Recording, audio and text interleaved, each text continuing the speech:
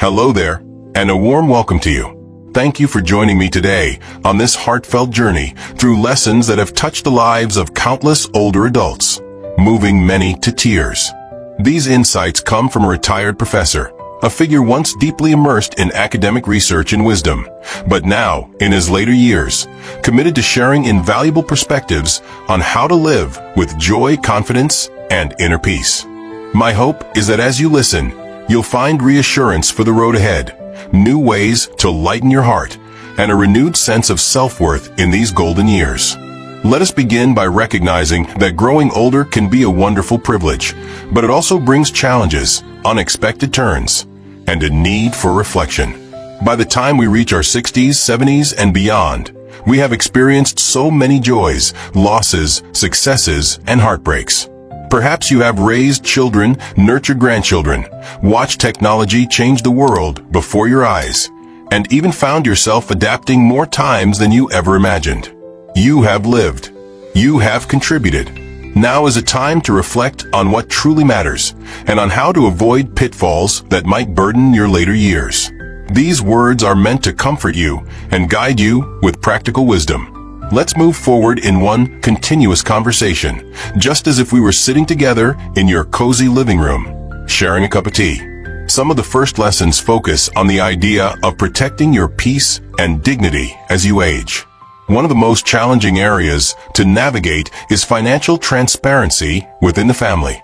The retired professor often pointed out that money, while necessary and helpful, is also a frequent source of conflict. He discovered that many older parents, out of love, reveal all their savings and assets to their children. At first, it feels like a natural thing to do. Parents trust their children, or they want to ensure everyone is well taken care of. But he gently warns that it's wiser to keep at least part of your finances private. It's not about distrusting anyone, nor is it about promoting secrecy in a malicious sense. Rather, it's about avoiding unnecessary friction down the road. When the professor researched family disputes and inheritances, he found that a significant number of bitter disagreements and lawsuits originated from arguments over money. By keeping some details private, you preserve not only your financial stability, but also the harmony and goodwill among your loved ones. This approach reduces misunderstandings and the potential for resentment, and it allows you to maintain a sense of autonomy and peace. It might feel a little strange at first if you've always been completely transparent, but this boundary often fosters a healthier dynamic, and it helps everyone remember that respect goes hand in hand with trust.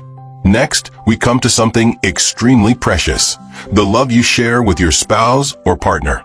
As time goes on, children grow up and move away. They have their own families, careers, and obligations.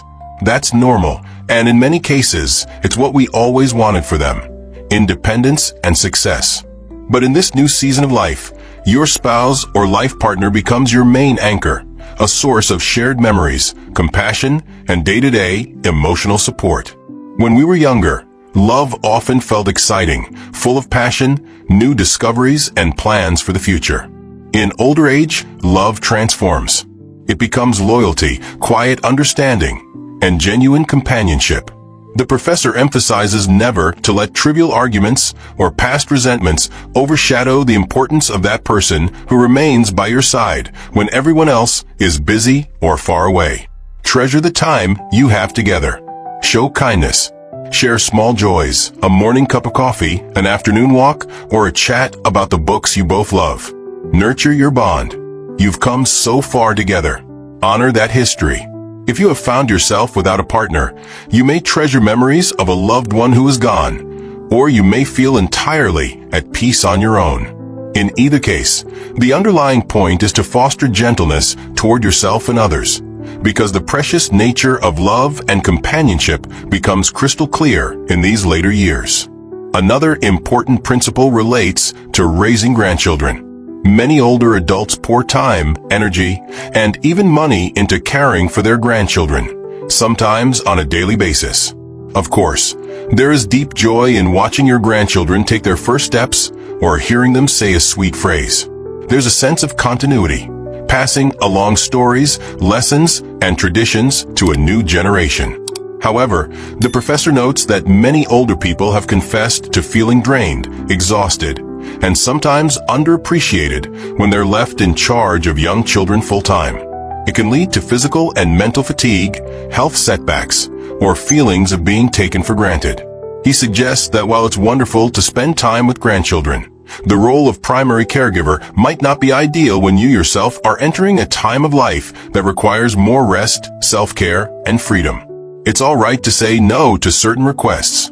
You have earned the right to enjoy your golden years, free from the daily rigors of child-rearing. This doesn't mean shutting your grandchildren out. It means offering what you can manage while protecting your energy, health, and personal pursuits. If you happen to be widowed, divorced, or otherwise alone, the professor gives a gentle reminder about remarriage. Sometimes the loneliness can be overwhelming, and the idea of finding a new partner in your later years might sound like a good solution. But he cautions that merging two established lives, each with its own finances, habits, and ways of living, can easily cause friction. Instead of rushing into a formal new marriage, consider companionship that respects your independence and daily routines. Be open to friendships and shared activities without committing to something that could potentially cause more stress than comfort. Peace of mind, flexibility, and genuine understanding are crucial in older age. If a new marriage fits your life beautifully, that's wonderful. But if you feel uncertain or only motivated by the fear of loneliness, then taking it slow, reflecting, and perhaps embracing the freedom of being on your own may well be the wiser path. One of the most emotive pieces of wisdom is the call to never give up your home lightly. You may have heard a child say, "Mom, Dad, why don't you sell the house, move in with us, and we'll take care of you? It'll be so much easier." They may have good intentions, or they might be thinking about inheritance or property distribution. But a house is far more than just four walls and a roof. It's a lifetime of memories, a place where you truly feel safe, and a symbol of personal independence. Letting it go too soon can cause deep emotional upheaval. And if circumstances change later, you might find yourself in a vulnerable position with no private sanctuary to return to. So reflect deeply before making that decision. Remember that home is your comfort zone and, in many ways, your last bastion of freedom. The professor's studies also revealed the importance of staying financially independent well into your older years. Some retirees believe that once they've supported their children into adulthood, or once the children have established careers, it's natural for the children to take over parental expenses. While there's no right or wrong for everyone, he observes that maintaining your own financial footing can boost your self-esteem and reduce the burden on your kids. True love doesn't mean children must fully support their parents. In many cases, adult children are juggling major life expenses such as mortgages, college tuition for their own children, or unpredictably high healthcare costs. By remaining self-sufficient, you are helping maintain a healthier dynamic in which your family relationships are based on mutual appreciation instead of financial obligation or guilt. Another insight involves the delicate matter of visiting your children and their families. On the surface, the idea of staying for weeks or months might sound delightful. You get extended time with the grandchildren. You can enjoy the daily hustle and bustle of their household, and you're present for special moments. But extended visits also risk eroding boundaries, especially if your child and their spouse rarely have time alone. Even if they never say so, they might experience tension or exhaustion if you are around too long. The professor shares that 3 days is often the sweet spot. Of course, it's not a literal rule for every situation, but the point is about respecting private space. By keeping the visits shorter and more intentional, you leave on a high note, preserving mutual warmth and comfort. You become someone they look forward to seeing again, rather than a perpetual housemate. It's a counterintuitive idea at first, but one that frequently resonates with older parents who have tried shorter visits and found that it preserves harmony and closeness in the long run. Letting go of expectations for your children is another recurring theme. Modern life moves at a rapid pace. Adult children might live in different states, work demanding jobs, or have complicated family schedules. They might not call or visit as often as you would prefer. This can cause frustration or sadness. But the professor points out that constantly measuring your happiness by how many visits or phone calls you receive can lead to ongoing disappointment. It's more liberating to celebrate what you do, rather than dwell on what you don't. When we loosen the threads of expectation, relationships often breathe more easily. People feel less pressure, and paradoxically, they may even be inclined to visit more because the atmosphere is not weighed down by guilt or resentment. Our children's lives are simply different from ours, and adapting to that reality can bring greater serenity and mutual respect. We should also talk about health and the danger of pushing ourselves to the brink when our bodies need rest. You may be used to working hard, sacrificing for family, or toughing it out through colds and pains because that's what you had to do in your younger years. But in older adulthood, the stakes are higher and recovery times are longer. Overexerting yourself could land you in the hospital, leading to hefty bills and a long road back to normalcy, if normalcy is even possible at that stage. So, the professor encourages you to listen carefully to your body's signals. If you're tired, lie down. If you're feeling ill, don't minimize your symptoms. Seek treatment or at least slow down. Let others help you without feeling guilty or embarrassed. Think of your health as the best gift you can give yourself and your family. It allows you to remain an active presence in their lives, not a cautionary tale or a permanent patient. At the same time, you've spent your whole life working, saving, and planning for tomorrow. There comes a point when you must ask yourself if you're actually enjoying the present. Some older adults remain so frugal to the point of self-denial because they grew up in harder times or simply got used to always looking toward the future. But if you're healthy enough to travel or indulge in a good meal, the professor insists that now is the time to go for it. Whether it's a dream vacation or a fancy dinner at a restaurant you've always wanted to try, why postpone joy? Life is precious, and tomorrow is not guaranteed. Spending money responsibly to enhance your well-being and happiness is a way to honor yourself. You're not being wasteful, you're living. Emotional peace is also a priceless commodity. Worry can gnaw at us, especially in older age, when we've seen life's unpredictability many times over. But worry, when it becomes chronic, robs you of the serenity you need. If you're constantly replaying negative scenarios or dwelling on past regrets, you end up reliving stress, sadness, or anger. The professor highlights the importance of letting go. That might involve practicing mindfulness, faith, or whatever method helps you lighten your mental load. Some people find journaling therapeutic, writing down their thoughts each evening to release them. Others prefer nature walks, meditation, or gentle yoga. The specifics aren't as crucial as the principle. Free your heart of the burdens that you cannot change. You deserve peace of mind. And let us not forget the professor's final reminder to never give up on looking your best, being kind, and chasing joy. There is a misconception that once we hit a certain age, it's time to fade into the background or let ourselves go. Nonsense. Take the time to dress neatly, comb your hair, wear the clothes that make you feel proud. You don't have to impress anyone, but you do need to respect yourself. Hold on to kindness as a core value. Be gentle with people, show compassion where you can, and do small acts of generosity. Not everyone will reciprocate, but kindness often finds a way to circle back in subtle forms.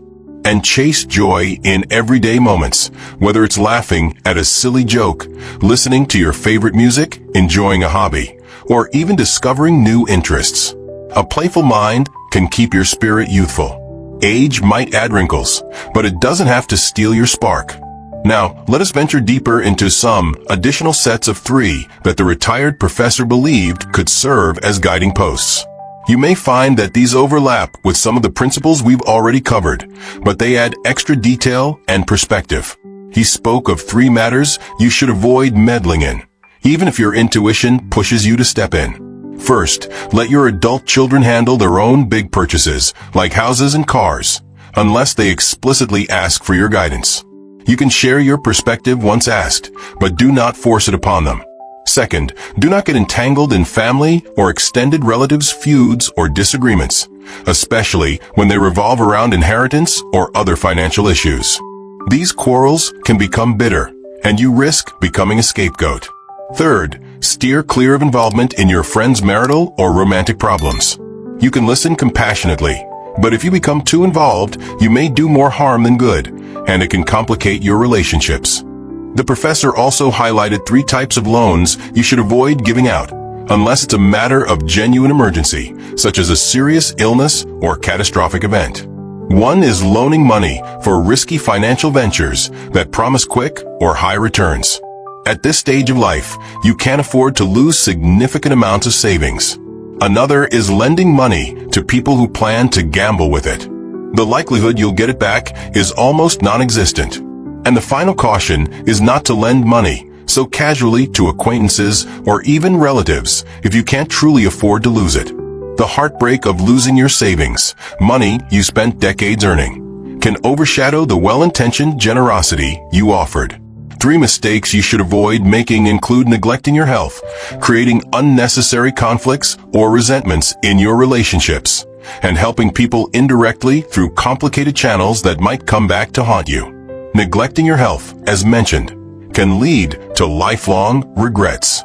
Damaging relationships at a point in life when you have less emotional or physical energy to repair them can lead to isolation. And funneling help through middlemen can cause misunderstandings or leave you responsible for problems you never intended to own. He then talks about 3 things not to wish for. Do not wish for immense wealth. Simply wish for comfort, enough food on the table, and no overwhelming financial burdens. Do not wish for someone else to rescue you from every bump in the road. Finding your own resilience and resourcefulness is a form of self-respect. Lastly, do not wish for everyone you've helped to show gratitude. Sometimes people forget, and that can be painful. But the real reward of helping others is in knowing you did the right thing, not in expecting endless appreciation. He also advises that there are 3 things you should not say. Do not lie, do not make threats or speak words that sting deeply, and do not purposely wound others with your language. Harsh words have a unique power to destroy relationships. In older age, the professor says, you simply don't need that extra emotional turmoil in your life. Guard your words, because you can't unsay them once they've left your mouth. Another trio of advice relates to 3 things you should never hold on to. Firstly, do not cling to anger. A lifetime of grudges can erode your health and joy. Secondly, do not chase illusions about returning to youth.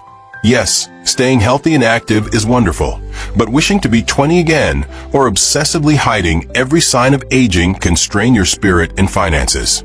Lastly, do not be so thrifty that you deprive yourself of living. A modest nest egg is meant to help you enjoy life, not feel imprisoned by fear of spending.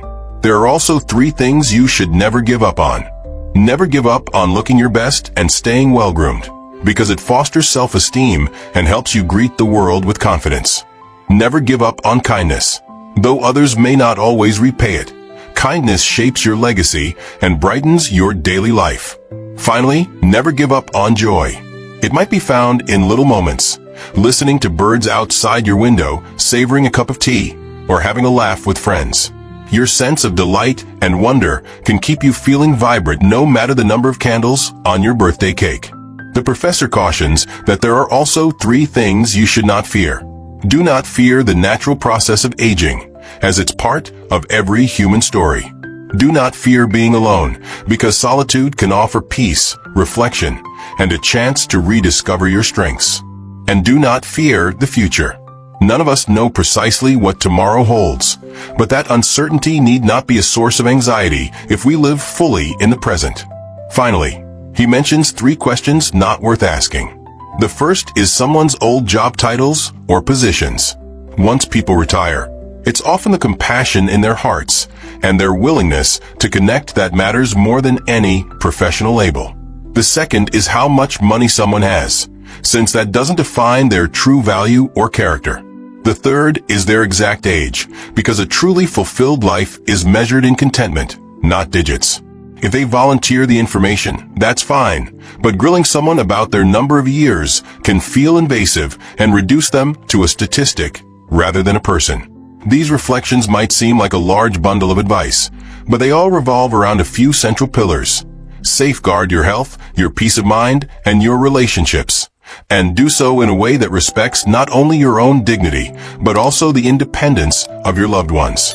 Hold on to the knowledge that you are worthy of love, care, and self-discovery, no matter your age. In conclusion, the retired professor wants you to know that aging is not an end. It's a chapter that can be filled with simple pleasures, deeper connections, and clearer insight into what truly makes you happy. Embrace each day with a sense of gratitude and curiosity. You have come so far, overcome so many hurdles, and learned lessons that younger generations can only begin to grasp. Trust that your life still holds potential for growth, emotionally, spiritually, and even intellectually, if you maintain a childlike sense of wonder. Thank you for listening and for spending part of your day here with me. If these words moved you or offered a fresh perspective on your golden years, I encourage you to revisit them whenever you need a gentle reminder that you are not alone in your journey. Life may have changed from the days of bustling careers or active child-rearing, but it is far from over.